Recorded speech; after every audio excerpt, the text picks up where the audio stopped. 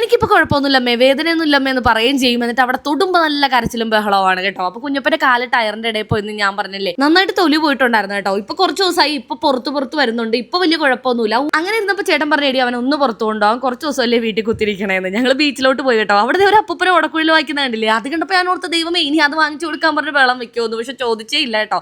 നേരെ ഞങ്ങൾ ഒരു കോഫി ഷോപ്പിൽ പോയി നല്ല അടിപൊളി ഒരു കോഫി വാങ്ങിച്ചു കുടിച്ചു കേട്ടോ. നമുക്ക് എന്തെങ്കിലും വിഷമവും ടെൻഷനൊക്കെ ഉണ്ടെങ്കിൽ ഇതുപോലെ നല്ല ആംബിയൻസ് ഉള്ള ഒരു കടയിൽ പോയി കോഫി കുടിക്കണം, എല്ലാം മറന്നു പോകും കേട്ടോ. അങ്ങനെ കുഞ്ഞപ്പനൊരു എഗ് ന്യൂഡിൽസ് വാങ്ങിച്ചു കൊടുത്തേ. കുഞ്ഞു നാവ് പൊള്ളി പോയി, അവന്റെ ചായ ചൂടായിരുന്നേ. അങ്ങനെ അത് ആറാൻ വെച്ചിട്ട് അവൻ അതിരുന്ന് ആസ്വദിച്ച് കഴിക്കാൻ. അങ്ങനെ അതൊക്കെ കഴിച്ച് അവിടെ നിന്ന് ഇറങ്ങിയപ്പോൾ ദേണ്ടട അവന്റെ സ്ഥിരം കാറ് കട അവൻ കണ്ടുപിടിച്ചു കേട്ടോ. എപ്പോൾ ബീച്ചിൽ പോയാലും ആ കടയിൽ നിന്ന് അവൻ എന്തെങ്കിലും ഒരു ടോയ് വാങ്ങിക്കുന്നതാണ്. ഒരു കുഞ്ഞിക്കാറ് മതി, പക്ഷെ അത് വാങ്ങിച്ചു കൊടുക്കുമ്പോൾ ഭയങ്കര സന്തോഷമാണ്.